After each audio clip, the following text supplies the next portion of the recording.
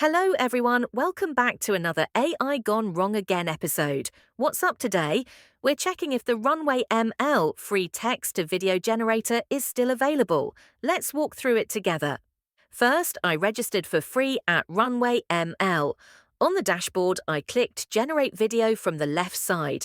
A help chat box may open. I pasted my prompt and waited, but then it said Upgrade. Even though ads on Google claim Runway ML has free tools, what I found is different. There is an option to use previous models, so I tried generating an image or video by uploading an image instead of text. After uploading, I selected the aspect ratio and tried again, but it still said free plans are temporarily unavailable. Next, I tested old models like Gen 3 Alpha Turbo. Unfortunately, once again the message appeared. Generation for free plans is not available at the moment. So yes, it's gone wrong again. The key point I want you to take away is, don't waste your time and resources on tools that don't deliver.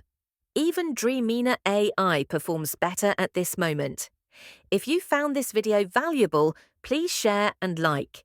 Thanks for watching, and I'll see you in the next AI Gone Wrong episode.